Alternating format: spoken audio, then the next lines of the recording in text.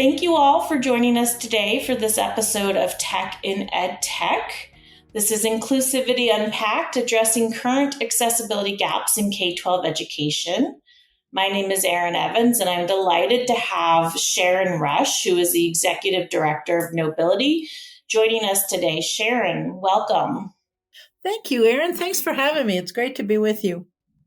Absolutely. Let's give our audience a little bit of background about you and Knowbility, if you won't mind. Sure. So as you said, I'm Sharron Rush. I'm the co-founder and executive director of Knowbility, which is a nonprofit organization based in Austin, Texas. But we like to say that we serve a global constituency because digital accessibility is such a global issue. And the way that we all use technology. We were founded in 1999, so we're coming up. February 3rd is our 25th anniversary. I didn't think I'd still be talking about accessible tech after 25 years. I thought we would have solved it by now, but it's funny how that works. I don't think solving is the way where we're going to be, right? I think we're just going to be on continuous path of making things better, which is good.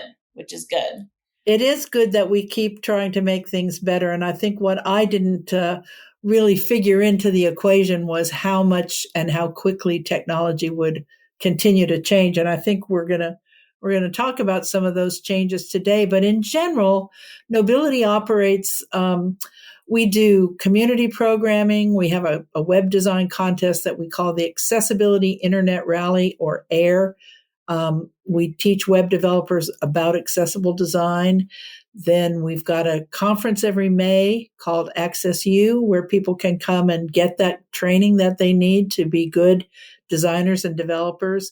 We have a lot of other community programming, but those are our two major programs through the year. And I'd love for your listeners to learn more about that and come play with us sometime around. We like to approach the idea of digital access from the point of view that it's not necessarily as hard as people think it is. It benefits so many people, and it really is a creative challenge. Yeah, I echo that sentiment that accessibility isn't necessarily a hard thing to do. It's just being aware of what needs to be done.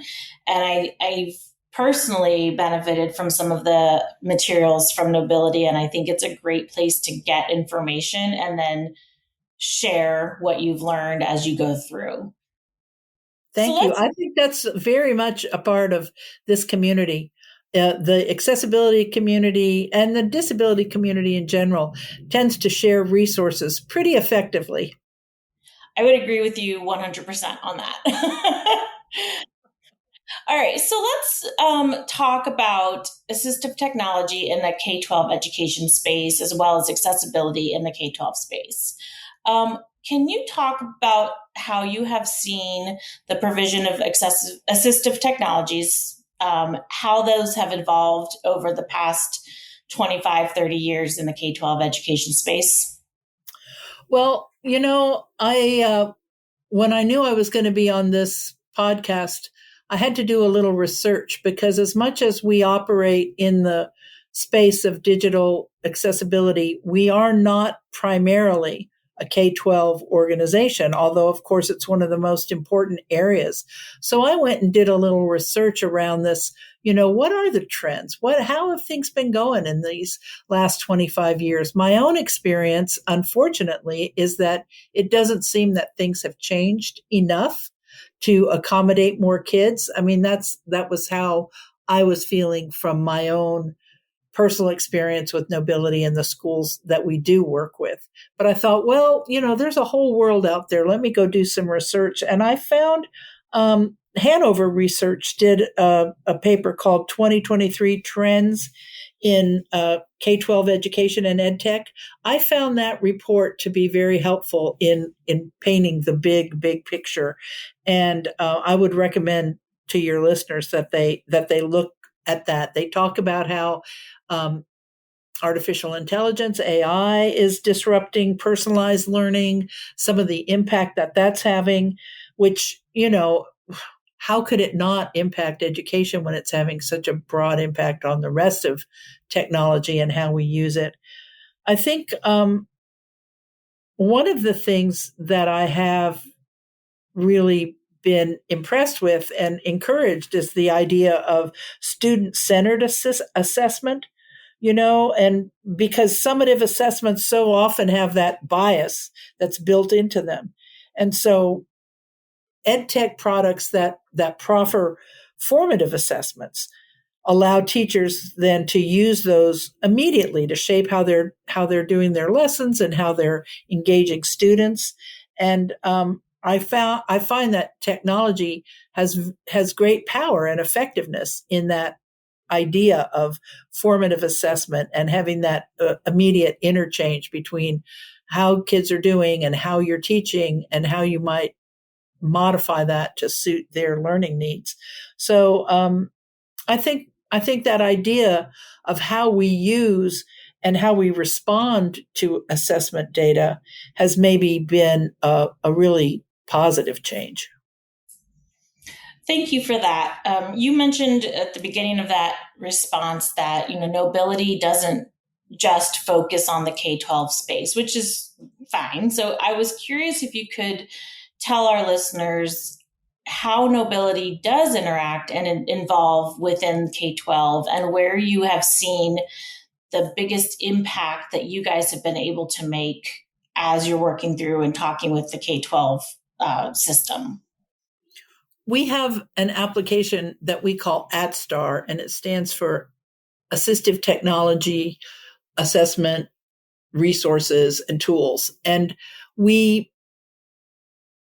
what we try to do with that is to make the expertise around AT more immediately accessible to classroom teachers. A lot of classroom teachers aren't really trained in special education or necessarily even in assistive technology. Maybe of course, teachers are now prepared to use technology in the classroom, but maybe they don't really understand how assistive technology works and the IEP process and all that. So AtStar takes classroom teachers through very short modules, step at a time, to say, here is the process. Here's what you need if you have a student who you think might benefit from assistive technology. And it walks them through that process. And I didn't mean to say that we haven't been in the classrooms, because we certainly have. As I said, I think that's one of the most important aspects of the work that we do. But that hasn't been our central or our only focus.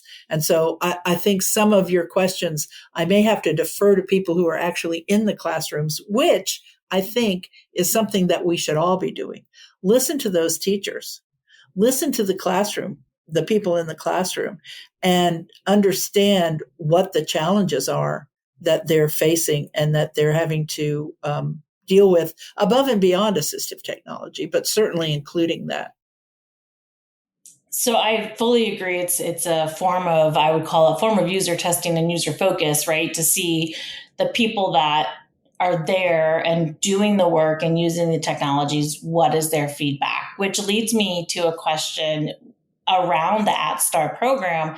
And what kind of responses have you guys had from those people who are able to participate in that, get the information, and what kind of questions do they tend to bring to you? Well, I think one of the nicest things that I ever heard was when someone said, "Well, I was always afraid of assistive technology, but now I realize that it doesn't have to be a complex piece of software. Assistive technology can be as simple as a straight edge that you use to correct your handwriting slant, or, it can be very simple things. A pencil grip can be an assistive technology." And I think, we really need to think about what constitutes assistive technology, because it's very individualized. I think the key to optimizing the student experience and the ability to learn is that we as educators and as society really provide choice and accessibility. So if students can approach learning with the tools that they prefer, not the tools that the system says, oh, you have to use this or you must use that. I mean, so many kids with disabilities in the classroom were given these big clunky tools when and those were, automatically told the world, oh, I'm a special ed student.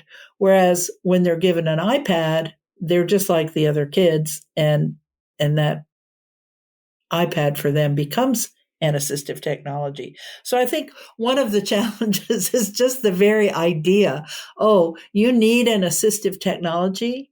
You're a special ed kid. You're different from the rest of us. That's one of the challenges. So kids tend to reject their assistive technologies because it sets them apart from other students and somehow signifies them as being different. That's a really good point. And one of the things that we've seen in the industry is, especially as technology in general is more widely used in classrooms, is it's evening that divide, right? Like it is showing that all of the students are benefiting from the same device, the same technology, and kids don't necessarily look over to their neighbor and think, oh gosh, you have a disability because you have something that I don't have. And I think Mm-hmm. that's going to benefit to what we've been seeing in the industry. Thinking about some of the information and the way that the technologies are used in the classroom, let's switch a little bit to the way that the content, the curriculum, the elements that are being looked at on those iPads are used in the classroom. How do you see those from an accessibility perspective? What challenges do you think still are there? And what challenges have those curriculum developers overcome in the past 20 years or so?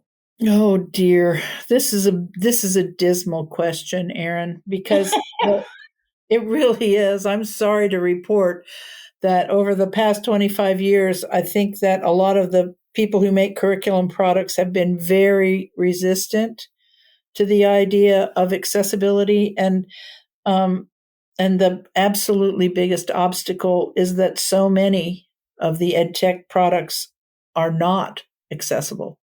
They do not work with assistive technologies. They don't have the accessibility features built into the interface that allows um, the assistive technology to be effective. And we tend to measure that by conformance with the WCAG standard or Section 508 or these design standards that have been around now for quite a while, right? The first WCAG standard I think was published in 1998. So Mm-hmm. this isn't a surprise. Nobody snuck up on curriculum product developers and said, oh, you have to do this by tomorrow. There's been a lot of time, but I think that always the, or often, I should say often because there are some people who do this well, but we just did an assessment for a very large school district, and they wanted us to assess the top 100 tools that they used in their classrooms or in their administrative tasks. So just guess, how many of those do you think met basic level A WCAG standards? Of the top 100, I would say maybe 10. There were two. Two, I was close. Yes, you were close. it's So it, that was really disheartening. That was really discouraging. And for some of them, some of them it was like, okay, they kind of tried. They fell off. A few things fell off the edge of the table. Not terrible, but the vast majority of them were like, we're not even going to try to make this accessible. And that was really discouraging. So I'm just wondering what it's going to take in our society to make that clear. I mean, I think the schools, and I hate to give the schools more work to do, but I think there's going to have to be a movement among the schools to just not buy stuff if it's not accessible. Yeah, and I can say from the devil's advocate, the flip side of that we have seen the progress that is being made to improve those accessibility features and improve the accessibility of those curriculum products. But kind of, as you said, Knowbility's been around. We've been talking about accessibility for 25, 30 years. Nothing is happening fast. And I think that is probably the place where it gets to be the most challenging, because we know that there is a need to support all learners, and it's not necessarily easy to do in a massive update when you're working on a curriculum that may only update once every 7 years and have to go through Mm, all of yeah. the hoops and all of that as well. So I do understand where it can be a challenge, but I do think that within the industry, I can say that we've seen progress over the last 10 years on awareness, Yes. investment, and Awareness. improvement, but it's definitely not where it could be. Well, it's interesting about awareness because as we talk to people who develop um, curriculum products, electronic curriculum products for K-12, we haven't found that there's much awareness of what it means to really design things to be accessible. They think you throw a few alt text and name your buttons correctly and you're there, but they don't really understand what it means to design an inclusive product that is universally accessible. And I think we confuse things. Like you'll hear schools talk about a framework such as UDL, Universal Design for Learning. Now, I think that is a great framework, but you have to have accessibility as a foundation Mm-hmm. for UDL to be effective. You can't have a universally designed product or instructional practice if it's not designed with that accessibility baked in. And that's, I think, where the disconnect sometimes happen. They use UDL, we don't have to worry about accessibility, right? And I think one of the so accessibility is a technical field. It has technical standards. And the most common pitfall for ed tech companies often is that they really don't take it seriously. They think, oh, it's just for a very small percentage of people. We don't have to invest in that. So they tend to do the bare minimum. And the irony in that to me is that so much research has shown that when you design accessible products, you make products that are better for all students, for everyone. It's the same thing as in a building. You've got this automatic door that's supposed to be for wheelchair users or a wheelchair ramp. Well, it's not just people in wheelchairs who use that. It's people traveling and pulling their luggage behind them, or uh, parents with kids in strollers, the delivery driver, the mailman, all kinds of people use those affordances. And the same is true with accessible design in curriculum products or any kind of um, computer-based interface. That when you design with accessibility in mind, you provide more options, you make it easier for everyone to use. And that's the irony to me. I wish somehow we could get that message to the people who make classroom products. Well, that's definitely a goal that we have here at Magic, and one of the goals of this I agree. podcast, You do. right? Y'all do a good job. Uh-huh. We we had a previous conversation, a couple of them actually, on the UDL guidelines, how we can build those in, what some of the larger curriculum development companies are doing, and where to go. It's I sometimes talk about eating the elephant, right? It's one bite at a time, and it is a lot. We in accessibility, they're so funny because we have a lot of different catchphrases, right? Like boiling the ocean and that kind of stuff. But definitely agree that the universal design for learning, specifically in the education environment, and then just general UD principles out there are intended to support everyone. And the more that we can align to those and have understanding on that will also benefit the technical compliance side of a build.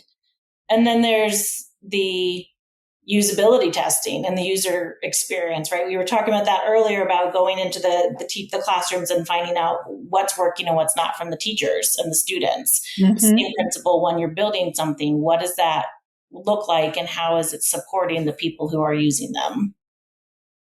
I have only a couple more questions for you. You mentioned a little bit the individualized education plans and what those look like.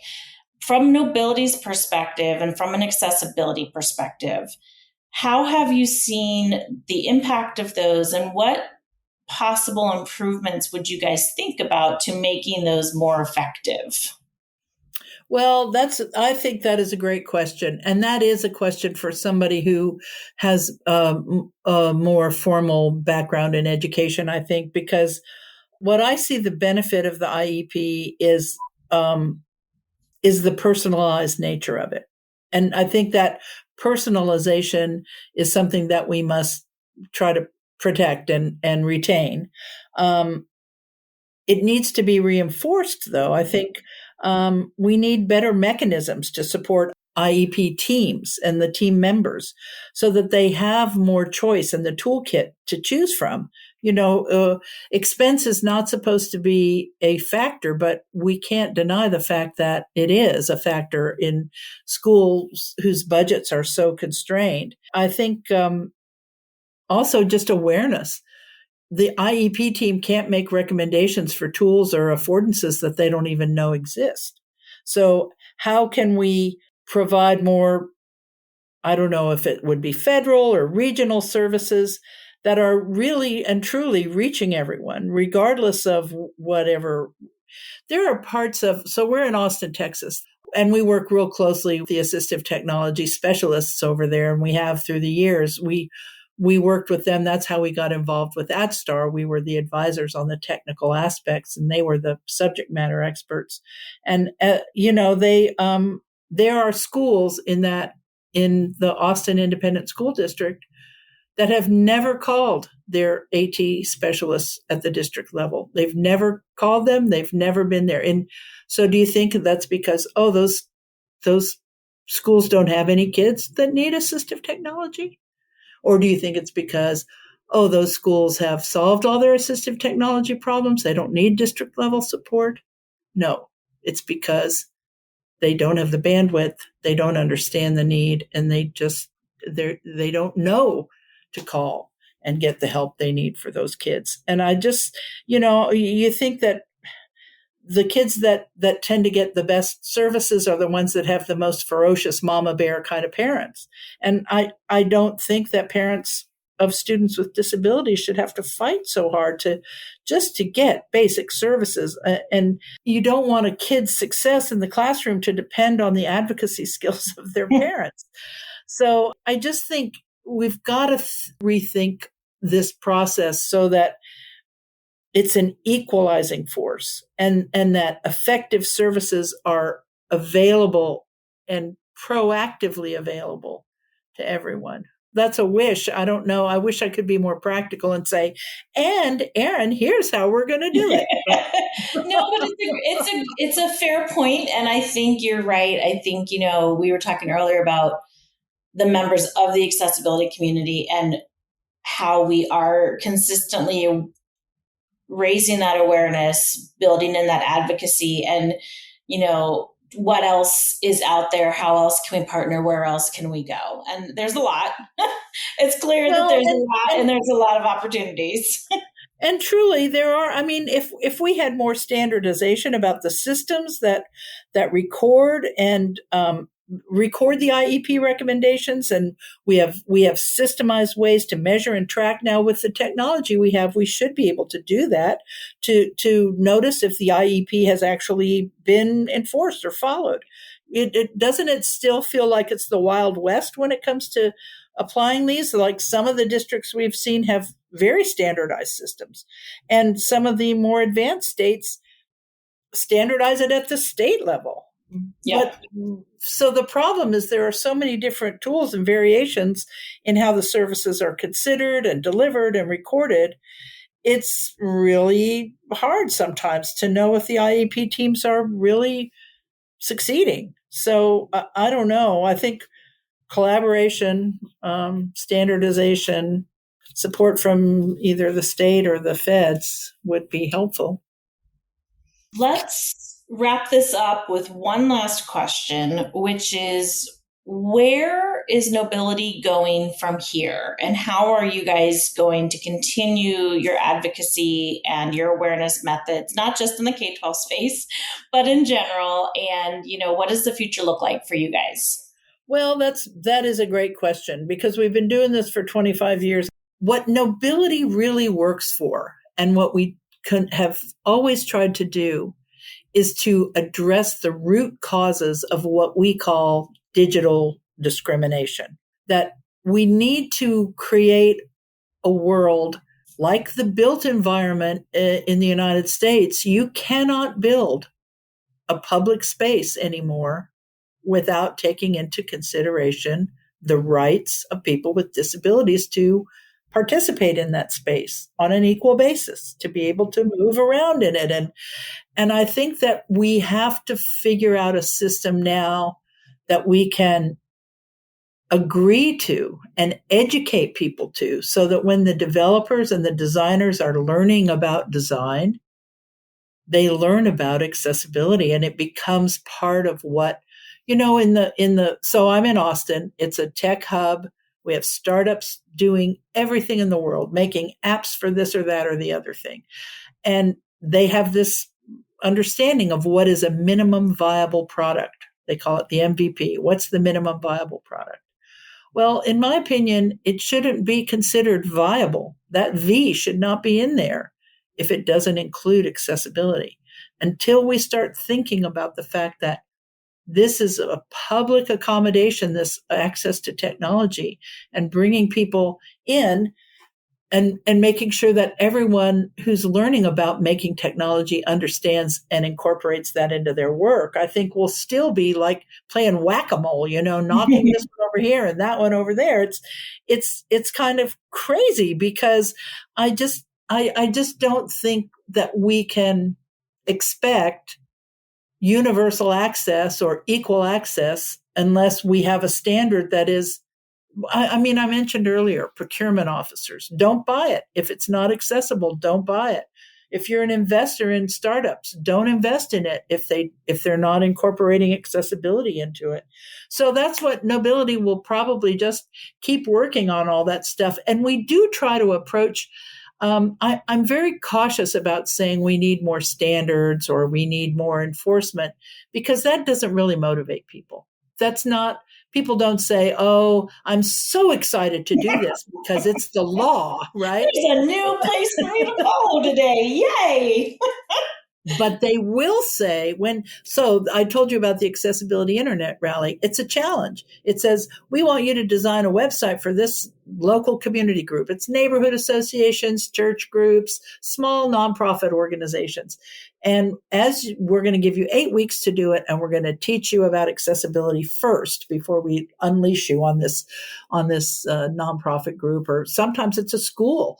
And so it becomes then, oh, I can show how smart I am. I can win this contest. I can really, show off my skills, which is a kind of a motivating thing to do. And that's what we try to tell people who make products. When you do this, your products are going to be so much better. They're going to excite people. People are going to want to use these things because they are such a delight to use, because you've thought about your user, you've thought about all your users, and you've made products that are more accessible. So, I think we've still got a lot to do. So we'll probably be working on this for a while, but it is exciting and it's challenging. And I do think, I'm sorry if I sounded so negative about out of 100, only 2, because I do think what you said is true about awareness. Awareness of this has grown. And so now we need to take that awareness and motivate people to actualize it, to take that awareness that they have now and apply it to the work that they're doing to make technology and to make technology work for everybody. Thank you so much for joining us, Sharron. It was a delight to have this conversation and to have you on our podcast. To our listeners, thank you for joining us and listening to this conversation. And we hope for you to be able to join us when the next episode comes out. Well, thanks for having me. It was great to be here with you, Erin. Absolutely.